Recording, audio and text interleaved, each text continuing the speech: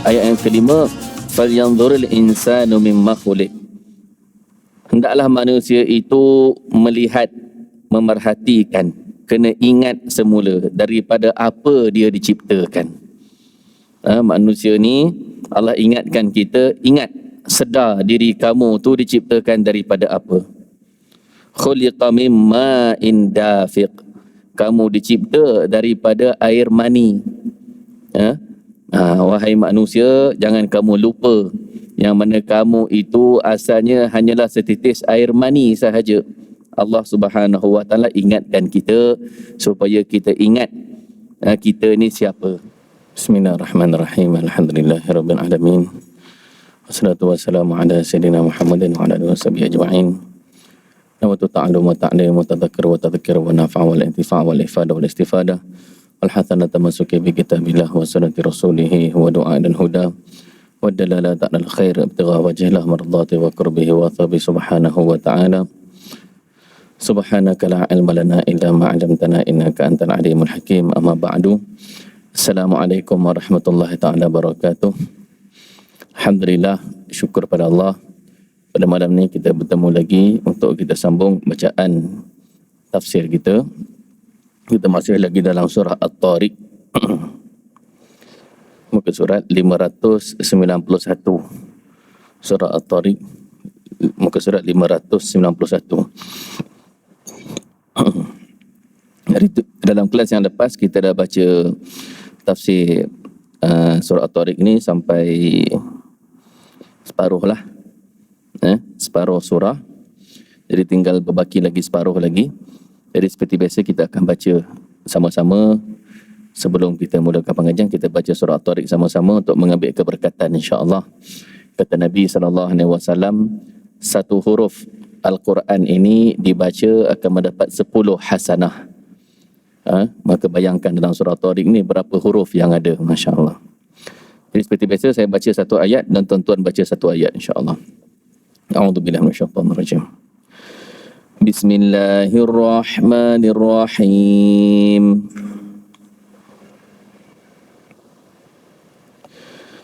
Was-samaa'i wat-tariq. Wa ma adraka mat-tariq.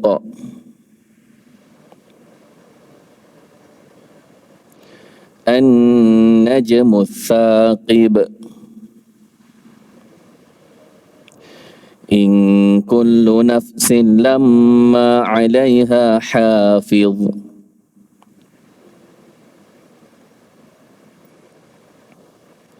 Falyanzuril insanu mimma khuliqa.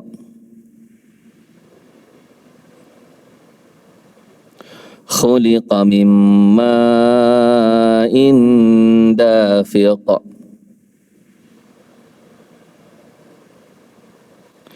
Yakhruju min baini sulbi wat taraib.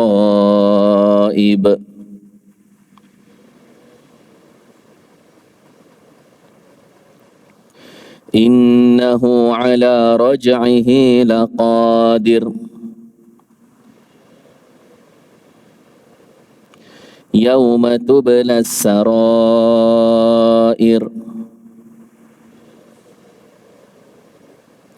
Fama lahu min quwwatin wala nasir.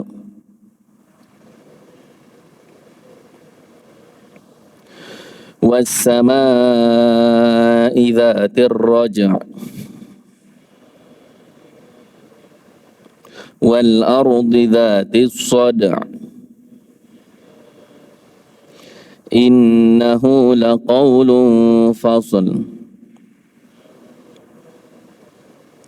Wa ma huwa bil hazl. Innahum yakiduna kaida.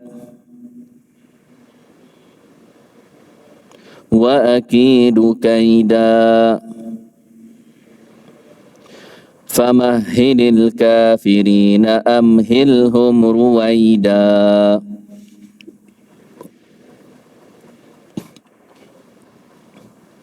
Sadaqallahul azim. Bismillahirrahmanirrahim. Kita dah sentuh sikit ayat yang pertama ni. Ayat yang kelima, falyanzuril insanu mimma khuliq. Hendaklah manusia itu melihat, memerhatikan, kena ingat semula daripada apa dia diciptakan. Manusia ni Allah ingatkan kita, ingat, sedar diri kamu tu diciptakan daripada apa. Khuliqa mimma indafiq. Kamu dicipta daripada air mani. Wahai manusia, jangan kamu lupa yang mana kamu itu asalnya hanyalah setitis air mani sahaja. Allah Subhanahu Wa Taala ingatkan kita supaya kita ingat kita ni siapa. Kita ni hanyalah hamba Allah Subhanahu Wa Taala, bukan kita yang menciptakan diri kita sendiri. Kalau hari ni satu orang terpotong jari dia ke, dia boleh tak tumbuhkan semula jari dia? Tak boleh. Kalau hari ni satu orang sakit sesuatu benda, boleh tak disembuhkan diri dia sendiri? Tak boleh. Jadi kita hari ni, diri kita sendiri pun kita tak ada kuasa. Subhanallah. Dalam badan kita pun kita tak pernah nampak. Pernah nampak jantung kita sendiri. Dalam badan kita pernah tengok jantung kita. Kita punya paru-paru, kita punya buah pinggang, punya hati, organ dalaman kita. Kita pernah nampak tak? Adakah dia tu lancar ke, bagaimana ke? Darah-darah, ada peredaran darah dalam badan kita, adakah lancar semua saraf-sarafnya ke, tersumbat ke? Kita boleh nampak tak sekarang ni? Tak nampak. Jadi kita di manusia ni, diri kita sendiri pun kita tak boleh nak kontrol. Jadi janganlah kita sombong, janganlah kita rasa yang kita ada segala-galanya. Masya Allah. Ya khuruju min baini sulbi wat taraib. Yang mana kamu itu diciptakan daripada air mani yang bergabung daripada sulbi lelaki dan tulang dada wanita. Penciptaan manusia itu, innahu ala raj'ihi laqadir. Dan sesungguhnya Allah itu maha berkuasa ala raj'ihi, untuk mengembalikan semula manusia ini di akhirat besok. Manusia ini yang hancur dikebumikan dalam tanah, binasa. Tanah ini jasad manusia ini bila dikebumikan dalam tanah hancur, habis dimakan bumi, orang kata. Padahal bukan dimakan bumi lah, padahal ulat-ulat tu yang makannya kan. Maka tetapi boleh digabungkan semula, diciptakan semula. Subhanallah, Allah berkuasa untuk himpunkan semula. Jadi ini dibangkang oleh orang-orang musyrikin. Bila mereka kata, mendengar begini, mereka kata macam mana? Macam mana manusia ni dah hancur, boleh dicantumkan semula, hidup semula, macam mana? Dia kata. Maka Allah Subhanahu Wa Taala banyak tempat dalam Al-Quran Allah ingatkan. Contohnya ayat Allah kata apa? Innahu huwa yubdi'u wa yu'id. Dialah yang menciptakan manusia pada pada kali pertama, dan dia juga yang akan kembalikan semula manusia ni, mengelokkannya semula. Maksudnya Allah nak menciptakan kita kali pertama ni daripada tak ada kepada ada. Dengan dibandingkan dekat akhirat, benda dah ada, cuma rosak, nak dicantumkan semula saja. Kalau ikut logik kita lah, mana yang lebih susah, mana yang lebih mudah? Kalau hari ni kita nak cipta kereta tu daripada tak ada kepada ada. Kereta tu tak ada, kita nak cipta dia kali yang pertama, itu yang lebih susah. Kita sebab apa? Sebab dia punya enjin buat dekat kilang lain, dia punya tayar buat dekat kilang lain, body buat dekat kilang lain, dia punya komponen dia buat dekat kilang lain. Lepas tu ada satu kilang pula khas untuk pemasangan sahaja. Jadi lagi susah. Nak dibanding dengan kereta tu dah ada, cuma rosak, nak di-repair semula sahaja. Kita cabut-cabut komponen dia, nak dicantumkan semula sahaja. Mana yang lebih mudah, mana yang lebih susah? Nak cipta kali pertama tu lagi susah, kalau ikut logik lah. Maka kalau ikut logik, Allah Subhanahu Taala kata, kalau ikut logik lah, nak ciptakan kamu kali pertama sekarang ni lebih susah. Dulu kamu langsung tak ada, nak dicipta kepada ada. Dalam perut ibu tu tiba-tiba ada, kan? Ikutkan logik itu lebih susah lah. Nak dibandingkan dengan kamu dah ada, cuma hancur di dalam tanah, nak dicantumkan semula sahaja, nak repair saja semula. Kalau ikut logik, yang ciptakan kamu kali pertama tu lebih susah, ikut logik. Tapi kalau ikut kudrat Allah Subhanahu Wa Taala, tak ada apa yang susah. Bagi Allah tidak ada apa yang susah. Semuanya mudah. Kun fayakun. Semuanya mudah. Itu dia. Jadi innahu ala raj'ihi laqadir. Sesungguhnya Allah itu berkuasa untuk hidupkan kamu semua. Yauma tublas sarair, pada hari kiamat nanti, yang mana semua rahsia akan terbongkar. Masya Allah. Semua rahsia akan terbongkar. Kenapa terbongkar semua rahsia? Sebab dekat dunia ni manusia dia banyak berahsia. Dia duduk seorang-seorang, tengok orang tak ada, dia jadi lain. Dia jadi lain, dia buat benda-benda lain. Jadi dia rahsia. Belakang orang dia rahsia. Dia boleh rahsiakan amalan dosa dia, maksiat dia. Kawan-kawan dia tak nampak. Dia punya pasangan dia tak nampak. Dia punya anak-anak dia tak nampak. Dia punya siapa-siapa pun tak nampak. Dia boleh rahsiakan. Tapi dekat akhirat esok, semua amalan akan dipapar macam skrin. Macam kita tengok skrin hari ni, skrin dunia ni, begitulah dekat akhirat ada skrin. Semua amalan manusia ni akan dipaparkan, semua orang akan lihat. Sebab itu ramai orang dia akan rasa malu dekat akhirat besok. Masya Allah. Sebab apa? Sebab amalan dia ditayangkan. Nampak macam CCTV.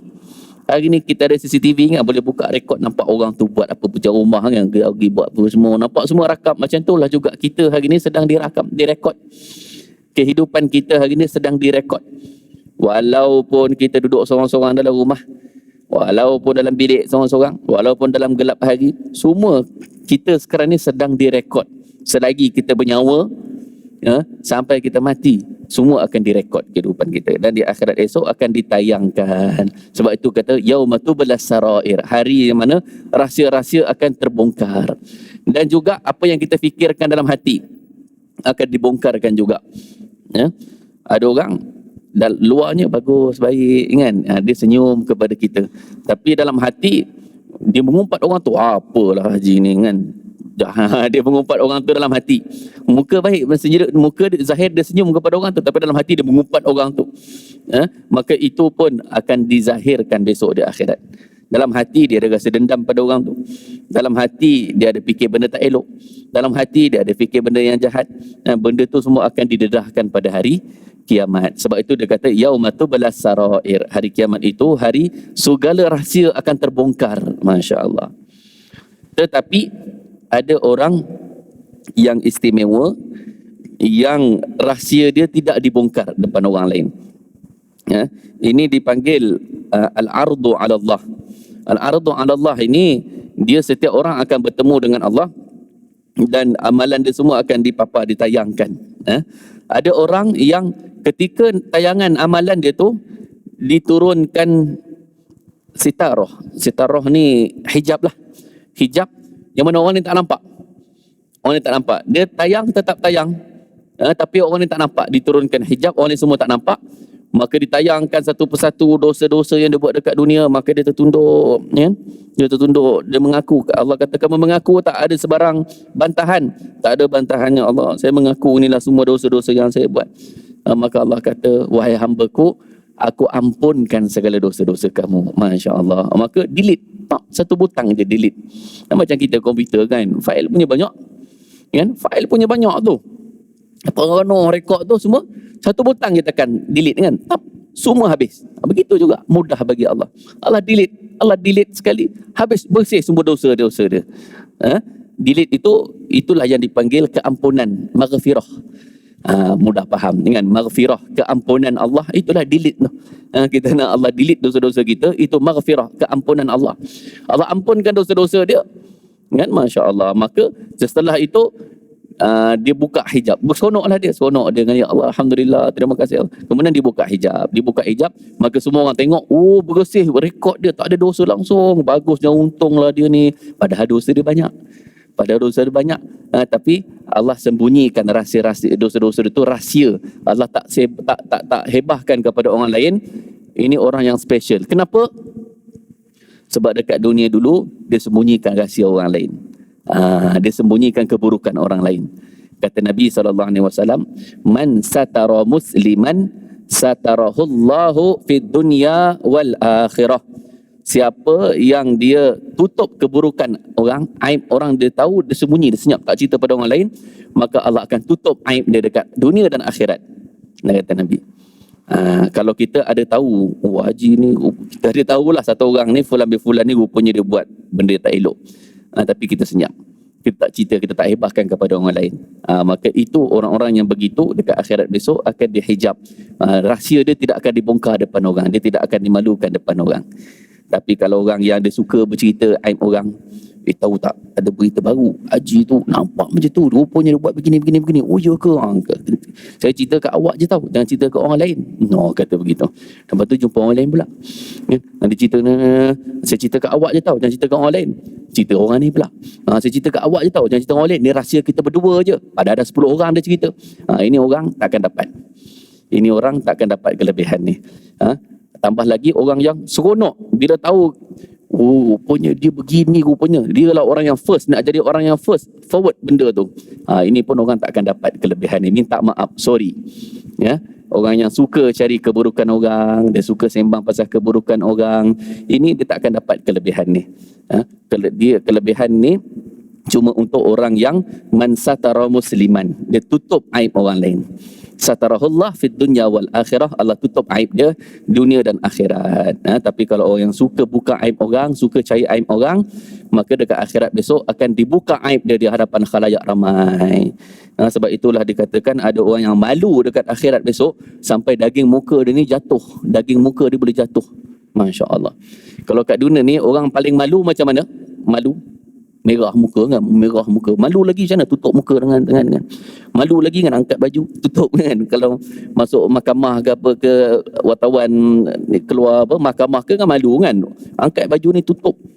Itu malu kat dunia, tutup je muka. Tapi malu dekat akhirat, Masya Allah, sampai dalam hadis kata malu dekat akhirat ni ada orang yang sangat malu sampai daging muka dia ni jatuh, tinggal tulang aja dagingnya tu, sebab rasa malu sangat. Semua keburukan dia ditayang, semua orang tengok dosa yang dia buat dekat dunia sembunyi-sembunyi itu ditayang di hadapan semua orang. Wal'iyazubillah. Jadi itulah namanya yaumatu balas sarair, hari di mana segala rahsia akan terbongkar. Ya Allah. Fama lahu min quwwatin wala nasir. Allah kata manusia ni sedikit kekuatan pun tak ada. Lemahnya manusia ini, sedikit kekuatan pun tak ada. Nak bantu diri dia sendiri pun tak boleh dekat akhirat besok. Maka janganlah kamu sombong, kata Allah. Masya Allah. Fama lahu min quwwatin. Dia kalau siapa yang belajar bahasa Arab, dia ada beza fama lahu quwwatun dengan fama lahu min quwwatin. Kalau fama lahu quwwatun, dia tidak ada kekuatan. Kalau fama lahu min quwwatin, min itu maksud dia sedikit pun tak ada kekuatan untuk bela diri dia. Dekat dunia ni, kalau satu orang ada kes, kena dakwa ke apa semua, dia ada duit, dia boleh cari, dia boleh upah peguam, dia boleh upah peguam yang pandai-pandai bercakap, dia boleh upah. Maka kalaulah kes tu hari ni kat dunia, dia kes tu menang atau kalah dia berdasarkan kepada peguam yang pandai bercakap ataupun tidak, dengan hujah-hujah dia. Kalau pandai bercakap, mungkin yang sepatutnya salah jadi tak salah. Yang sepatutnya tak salah jadi salah. Yang sepatutnya dapat hukuman ringan dapat hukuman berat. Yang sepatutnya dapat hukuman berat jadi hukuman ringan. Yang sepatutnya dapat hukuman langsung boleh terlepas hukuman dia, langsung gugur kes dia. Itu kat dunia. Tapi dekat akhirat besok bila dibentangkan amalan kita, sikit pun kita tak ada kekuatan nak defend diri kita, tak ada kekuatan sedikit pun. Fama lahu min quwwatin, tak ada sedikit pun kekuatan, wala nasir, dan tak ada siapa yang boleh bantu dia dekat akhirat besok. Amalan kita ni lah yang boleh bantu kita besok ke akhirat. Kita dekat akhirat besok, kita punya harta langsung tak ada, tak bawa, satu sen pun tak bawa, harta kita langsung tak bawa. Dan kawan-kawan kita semua buat tak tahu, keluarga kita langsung buat tak tahu. Semua orang rasa tak selamat, tak ada siapa yang boleh bantu kita. Subhanallah. Jadi amalan kita lah yang kita semayang ni, yang kita baca Quran, yang kita zikir, yang kita datang masjid, kita datang rumah Allah, kita hadir majlis ilmu, hadir majlis zikir. Ini semua amalan-amalan yang kita nampak simple, tapi inilah kita punya aset yang sebenar dekat akhirat besok. Ini yang boleh bantu kita. Masya Allah. Salah satunya apa yang boleh bantu kita tu Al-Quran. Al-Quran tu dia akan menjelma dalam bentuk rupa seorang lelaki yang sangat tampan. Maka sampai dalam kubur tu tiba-tiba orang semua dah tinggalkan dia seorang-seorang, jenazah dalam kubur, tiba-tiba datang seorang lelaki yang tampan, bercahaya-cahaya muka dia, wangi bau dia, senyum. Maka mayat dalam kubur ni tanya, siapa kamu? Orang lain semua tinggalkan aku seorang-seorang di sini, tiba-tiba kamu datang, kamu teman aku, siapa kamu? Maka dia kata, sayalah Al-Quran yang dulu di dunia kamu baca saya, kamu tak lupa kepada saya, maka sekarang saya pun tak akan lupa kepada kamu, saya akan teman kamu sampai kamu masuk syurga. Salah satu yang teman kita tu adalah Al-Quran. Orang yang baca Al-Quran akan diteman oleh Al-Quran dalam kubur dia. Orang yang tak nak baca Al-Quran duduk dalam kubur seorang-seorang. Orang yang baca Al-Quran dekat akhirat besok ada dia punya peguam dia. Ada dia punya peguam dia, dia punya lawyer dia ada. Al-Quran akan pegang dia. Al-Quran akan kata, tak apa, kamu jangan takut, saya akan pegang kamu, saya akan bawa kamu sampai masuk syurga. Al-Quran tu bagi syafaat. Al-Quran tu akan pegang dia. Ada lawyer dia akan bantu dia. Dosa-dosa dia banyak, tapi tak apa, Al-Quran kata tak apa, kan? Saya boleh bagi syafaat. Itu orang yang baca Al-Quran. Orang yang tak baca Al-Quran dekat akhirat besok tak ada lawyer, tak ada pembantu dia, tak ada siapa boleh tolong dia, hadaplah seorang-seorang. Masya Allah. Jadi sangat-sangatlah rugi kalau kita tak belajar Al-Quran. Sangat-sangatlah rugi kalau kita tak baca Al-Quran. Jadi itu dia. Kena mendampingkan diri kita dengan Al-Quran. Nak masuk bulan Ramadan kan, kita nak masuk bulan Ramadan, bulan Al-Quran. Nak masuk bulan Ramadan, bulan Al-Quran, Syahrul Quran, Syahrul Ramadan alladhi unzila fihi Al-Quran. Bulan Ramadan yang diturunkan Al-Quran di dalamnya. Kemudian ayat tu kata, faman syahida minkum syahra falyasum. Siapa yang sempat masuk ke dalam bulan Ramadan, maka hendaklah dia puasa. Kita kalau bulan Ramadan, kita panggil dia bulan puasa. Nah, bulan puasa dah dekat ni, kita kata. Nah, bulan puasa nak dekat, kita panggil Ramadan tu bulan puasa. Kita highlightkan Ramadan tu bulan puasa. Tapi dalam Al-Quran, Allah sebut, Allah highlightkan Ramadan itu bulan Al-Quran. Allah tak kata bulan puasa, Allah kata bulan Al-Quran. Syahrul Ramadan alladhi unzila fihi Al-Quran. Bulan Ramadan yang diturunkan Al-Quran. Allah kata Ramadan bulan Quran. Yang kedua baru Allah kata puasa. Siapa yang sempat masuk bulan Ramadan, hendaklah dia berpuasa. Yang kedua baru Allah sebut puasa. Tapi first Allah sebut Quran. Ramadan tu bulan Al-Quran. Ni kita nak masuk bulan Ramadan. Tapi jangan dah masuk Ramadan baru nak cari Al-Quran. Kalau orang main bola, kalau orang main bola, dia tak ada turun padang terus main. Tak ada. Dia warm up dulu. Dia kena jogging-jogging dulu, dia kena lompat-lompat dulu, dia kena pusing padang berapa round dulu, bagi panas-panas badan dah sedap dah semua, baru dia main game. Dia kena warm up dulu untuk stamina. Macam itulah juga kita, stamina. Sebelum masuk bulan Ramadan ni dah kena start baca Al-Quran sebenarnya. Sekarang ni dah kena start baca Al-Quran. Bukan masuk Ramadan baru nak baca Al-Quran. Kalau orang yang masuk Ramadan baru nak baca Al-Quran, dia tak ada stamina sebab dia mengejut. Kalau orang turun padang terus melompat main terus game, nampak macam bagus lah, tapi dia tak tahan lama. Sekejap je, kejap lagi dia pancit lah. Kejap lagi dia pencit lah, semput. Kejap lagi dia mengah duduk tepi dah, semput. Dia tak ada stamina. Dia sekejap aja. Macam tu lah. Kalau orang yang bulan Ramadan besok baru dia nak pulun, tiba-tiba dia terkejut, dia tak ada stamina. Sebab tu 10 bulan pertama tu, Ramadan tu 10 malam pertama penuh sampai ke belakang. 10 yang kedua dah tinggal separuh. 10 yang ketiga tu dah tinggal satu sab je agaknya.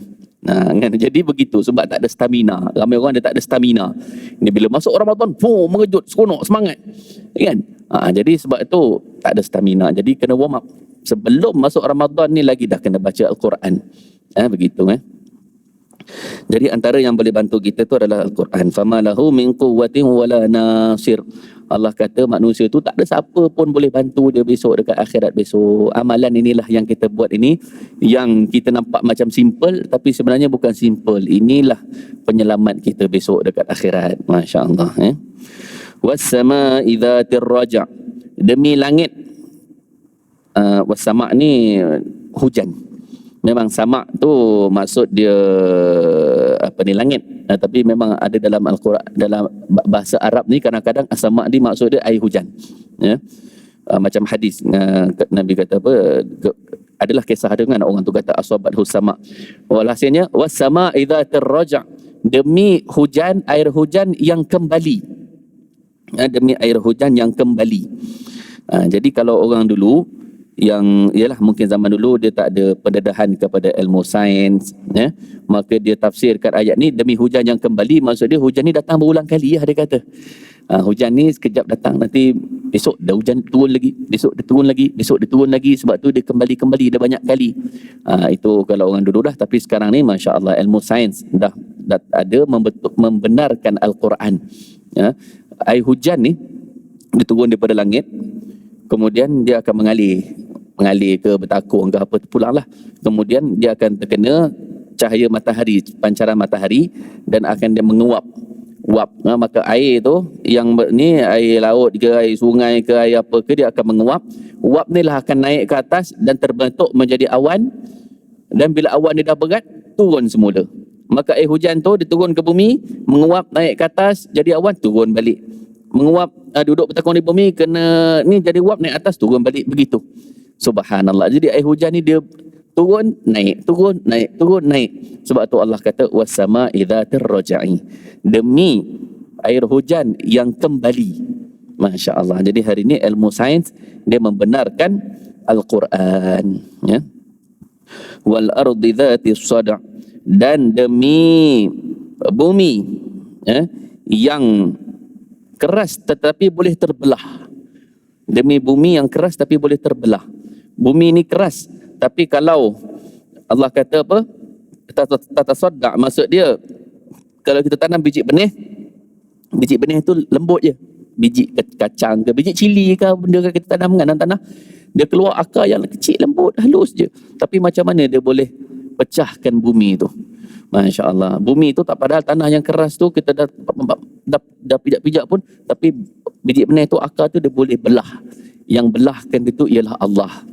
Subhanallah. Maka Allah nak ingatkan kita, maka yang belahkan, yang tolong buka laluan kepada akar pokok tu adalah Allah Subhanahu wa ta'ala. Masya Allah. Jadi sebenarnya tak ada apa yang berlaku di atas muka bumi ni tanpa kudrat dan iradat daripada Allah Subhanahu wa ta'ala. Semuanya berlaku ni adalah dengan kuasa Allah Subhanahu wa ta'ala.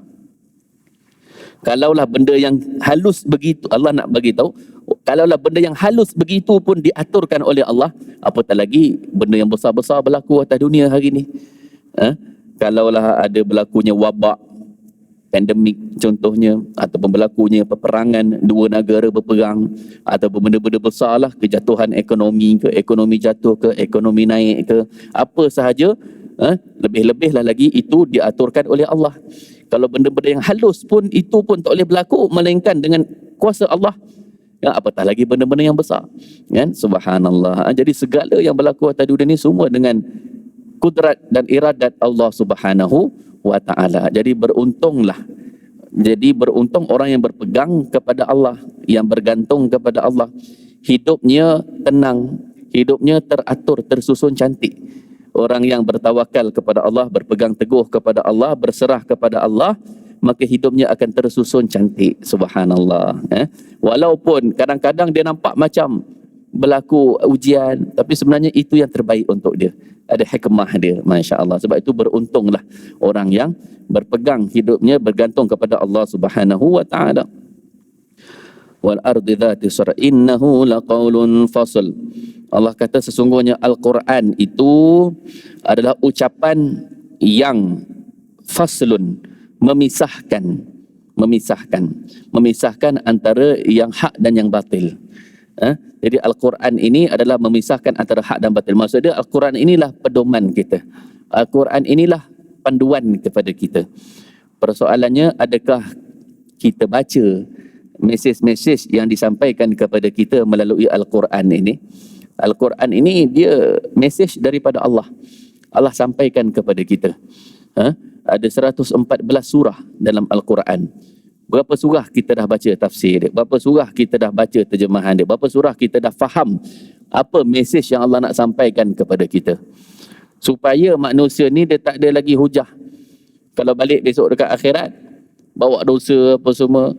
Dia akan kata, ya Allah saya tak tahu, ya Allah benda ni dosa, saya tak tahu pun benda ni dosa apa semua. Allah akan kata, bukankah aku dah berikan kamu Al-Quran? Aku dah sampaikan kamu mesej yang banyak dalam Al-Quran. Kamu dah baca tak? Kalau kamu tak baca, maka salah kamu sendiri. Orang bagi mesej kepada kita, kan? Mesej apa? Besok tak ada air. Contoh kan, gangguan bekalan air, notis bekalan tak ada kan. Dia dah bagi mesej awak, contoh kan, contoh notis terputus bekalan air ke, gangguan bekalan ataupun gangguan bekalan elektrik ke apa benda ke. Kita tak ada tadah, kita tak baca mesej tu. Faham, air tak ada. Oh, kenapa air tak ada ni apa semua kan? Saya tak sempat nak tadah apa semua. Mesej saya dah bagi awal-awal lagi, kenapa tak baca? Notis dah bagi awal, tak baca. Kan? Bukan salah dia kan, salah encik. Kami dah bagi notis awal, encik yang tak baca. Maka salah encik, bukan salah kami. Dekat dunia pun orang dah kata begitu. Apatah lagi di akhirat. Kalau satu orang datang bawa dosa banyak kan, dia nak kata, ya Allah saya tak tahu pula benda ni haram, saya tak tahu pula benda ni dosa, saya tak tahu pula benda ni tak boleh buat. Allah akan kata, bukankah aku dah bagi kamu Al-Quran? Aku dah bagi kamu Al-Quran ni 114 surah dalam tu. Banyak mesej-mesej tu kamu baca ke tak baca? Kalau kamu tak baca, salah kamu sendiri. Subhanallah. Jadi kita kena belajarlah, kena faham Al-Quran ini itu adalah mesej daripada Allah Subhanahu wa taala. Innahu laqaulun faslun. Sesungguhnya Al-Quran itu adalah kalam yang memisahkan antara yang hak dan yang batil. Wa ma huwa bil hazal. Al-Quran itu bukan bahan gurauan, bukan benda senda gurau, kata Allah. Wa ma huwa bil hazal. Al-Quran ni bukan benda bahan gurauan, tapi benda yang serius. Jadi Allah kata Al-Quran ini bukan benda gurau, Al-Quran ini perkara yang serius. Maka kita pun kena pandang serius kepada Al-Quran. Anak-anak kita contohnya, kita pandang serius anak-anak kita English, mesti kena kuasai English. Kita pandang serius anak-anak kita mesti menguasai matematik. Kita pandang serius anak kita mesti dapat markah cemerlang pelajaran akademik dia. Kalau markah dia rendah ataupun dia gagal, kita marah dia, kita rotan dia, kita cubit dia, kita bagi hukuman dekat dia. Tapi anak tak pandai baca Al-Quran, kita relax aja, kita biar tenang saja. Kita kata apa? Nanti besar pandailah budak tu. Insya-Allah. Kita kata kan, kita kata anak-anak kita, anak kita tak pandai baca Quran, tak apalah, nanti besar pandailah dia. Kalau yang English kita tak kata macam tu. Kalau yang English kita tak kata besar nanti pandailah dia, tak. Kita ajar dia, kita beli buku, cari guru, cikgu tambahan, kelas tambahan sebagainya. Matematik, apa benda semua, subjek yang lain, sains apa semua, kita cari usaha, bayar mahal pun tak apa.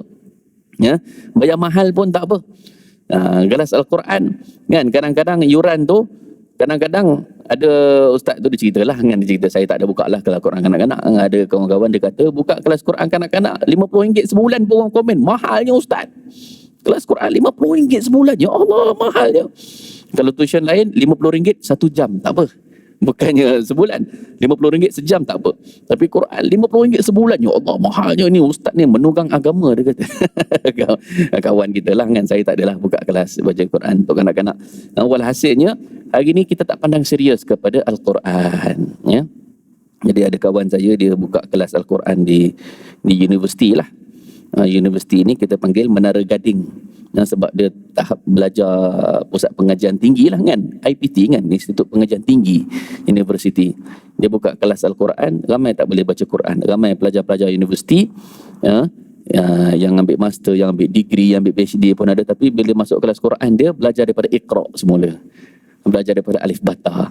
Jadi kalau dalam ilmu akademiknya tu Masya Allah cemerlang, tinggi kan, Menara Gading. Tapi dalam Al-Quran, bab Al-Quran dia tercicir, keticiran ke belakang kan. Dia baca Iqra lagi. Tapi tak apalah, baguslah ada kesedaran untuk belajar. Ramai orang yang tak boleh baca Quran tapi tak nak belajar. Alasan malu, alasan tak tahu nak belajar dengan siapa, alasan tak tahu macam mana kan, itu alasan-alasan belaka. Masih ramai lagi orang yang tak tahu tu Quran tapi tak nak belajar. Masya Allah, jadi rugi sendiri. Tapi Alhamdulillah, maknanya walaupun universiti dia masuk belajar Iqra, belajar jugalah orang kata. Jadi kita kena pandang serius jugalah kepada Quran ni, sebab Allah kata Quran ni benda serius. Allah kata wa ma huwa bil hazl. Al-Quran ni bukan benda gurau, bukan benda boleh pandang remeh. Al-Quran ni benda serius, Allah kata. Kita kena pandang serius lah. Kalau anak kita tak boleh baca Quran, itu satu masalah serius. Kalau anak kita tak lancar baca Quran, itu masalah serius, kita kena anggap begitu. Masya Allah, kalau anak kita ni boleh baca Quran, alhamdulillah. Kan itu dia. Jadi kalau kita pun sama. Jadi kalau kita tak boleh baca Quran, kita kena masuklah kelas baca Quran. Jangan malu. Hari ni orang tak malu nak belajar. Nak belajar ilmu tu, nak belajar ilmu ni, masuk kursus tu, masuk kursus ni, dia tak malu. Ada orang kelas memandu, masuk kelas mandu, dah tua dah berusia, tapi baru nak belajar bawa kereta, bawa motor, tak malu masuk belajar. Ada orang nak belajar kursus apa semua, tak malu. Tapi nak belajar Quran, oh malu. Kau orang kata dah tua-tua tak pandai baca Quran. Kau orang kata pangkat tinggi tapi tak pandai baca Quran, malu. Nak belajar Quran, malu. Itu semua bisikan syaitan. Bisikan syaitan. Syaitan tu dia tak nak kita belajar Quran. Syaitan tu dia tak nak kita baca Quran. Sebab apa? Sebab syaitan tu dia nak kita duduk dalam kubur seorang-seorang. Dia tak nak Quran tu teman kita dalam kubur. Syaitan tu dia nak kita duduk dalam kubur seorang-seorang. Syaitan tu dia nak kita ke akhirat besok seorang-seorang, tak ada penolong. Itu kehendak syaitan. Maka kita belajar Al-Quran. Kata Nabi SAW, orang yang belajar Al-Quran, sangkut-sangkut baca Quran, sangkut-sangkut, tapi dia belajar juga Quran, dapat 2 pahala, kata Nabi. 1 pahala dia belajar Quran, 1 pahala sebab dia berusaha untuk belajar Al-Quran.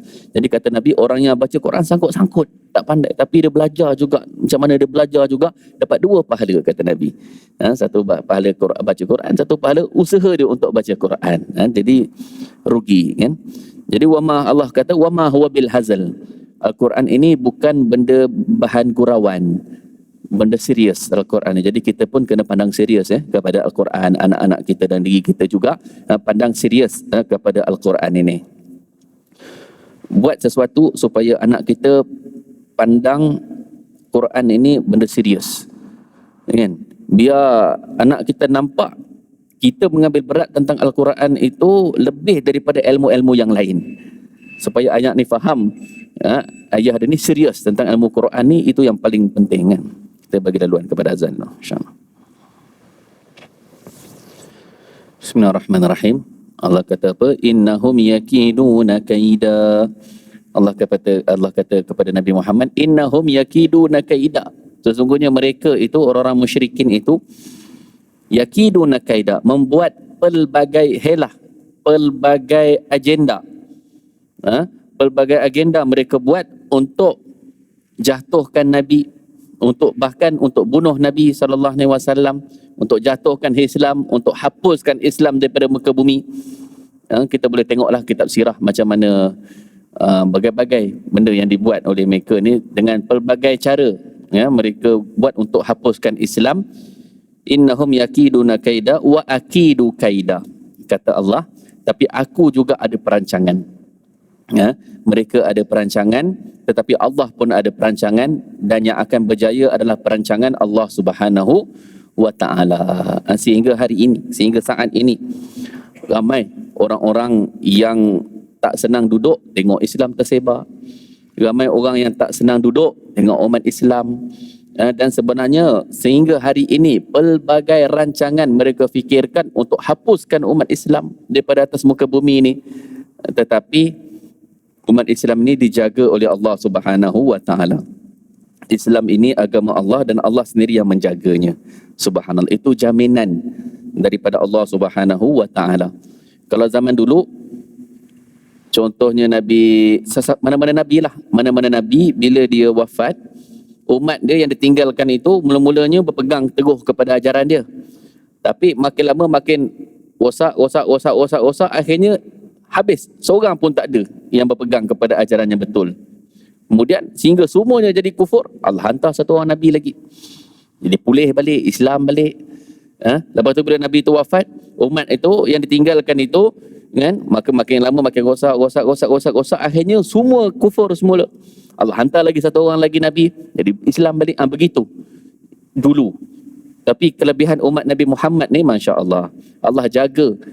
Yang mana walaupun sekarang ni dah berapa, 1400 tahun lebih Nabi tinggalkan umat ini, tapi subhanallah, masih agama ni terpelihara. Ini jaminan daripada Allah Subhanahu wa ta'ala. Masih agama ni terpelihara, dan umat Islam hari ini masih mengamalkan Islam yang sebenar sampai hari kiamat. takkan pupus umat Islam ni daripada atas muka bumi ni, masya-Allah ya. Jadi itu wa akidu kaida, kata Allah, aku pun ada perancangan aku. Perancangan Allah yang maha kuat, yang akan berjaya. Jadi kita bergantung kepada Allah Subhanahu wa taala. Orang yang bergantung kepada Allah, maka hidupnya tersusun, dia dijaga oleh Allah. Sebenarnya banyak benda yang Allah jaga kita dan kita tak sedar. Dekat akhirat besok akan didedahkan, wahai hambaku, kamu ingat tak ke tempat sekian, sepatutnya berlaku sekian, tapi aku jaga kamu. Banyak sebenarnya yang Allah protect kita dan kita tak sedar. Dekat akhirat besok bila didedahkan, baru kita tahu, ya Allah, banyak sebenarnya Allah jaga kita daripada setiap sudut. Kalau Allah tak jaga kita, dah lama dah kita ni binasa, hancur kita ni, subhanallah. Tapi Allah jaga, Allah protect orang Islam ni. Beruntunglah orang yang paling bertuah di atas muka bumi ni, orang yang hidup dengan Allah. Maksudnya dia mengamalkan perintah Allah, praktikkan Islam tu dalam kehidupan dia, bukan sekadar nama sahaja, tetapi dia betul praktikkan Islam tu dalam kehidupan dia. Itulah orang yang paling beruntung, yang paling bertuah di atas muka bumi ni. Bahkan di akhirat mereka inilah yang paling bahagia hidupnya. Famahilil kafirina amhilhum ruwaida, Allah kata berikan tempoh kepada orang-orang kafir ini. Amhilhum ruwaida, berikan mereka tempoh. Mereka nak gembira sangat atas dunia yang singkat ini saja. Dekat akhirat besok mereka akan masuk ke dalam neraka, wal'iyazubillah. Jadi tempoh gembira tu singkat saja. Allah sayang kepada kita, Allah nak kita punya gembira bukan singkat. Allah nak kita gembira selama-lamanya. Sebab tu Allah bagi Islam, Allah bagi kita syariat, hukum hakam ni semua. Allah nak kita ni bahagia selama-lamanya. Bukan bahagia sekadar di dunia yang singkat ini saja, seronok di dunia yang singkat sini saja, kemudian tinggalkan begitu, kemudian diazab, wal'iyazubillah. Allah nak kita bahagia selama-lamanya. Itu Allah nak. Jadi sebab itu Allah bagi kita syariat ini. Dan Allah kata wa amhil wa famahilil kafirin amhilhum ruwaida, berikan, biarkan mereka. Berapa lama sangat mereka nak seronok, nak buat apa sesuka hati mereka, nak tunjuk mereka hebat, biarkan. Allah kata biarkan aja, tak payah lawan pun, tak apa, biar aja. Sebab apa? Sebab tempoh dunia ni sangat singkat. Akhirnya semua akan kembali kepada Allah Subhanahu wa taala. Jadi itu surah At-Tariq. Alhamdulillah kita dah khatamkan surah At-Tariq ni. Jadi kelas akan datang insya-Allah kita akan baca surah yang seterusnya.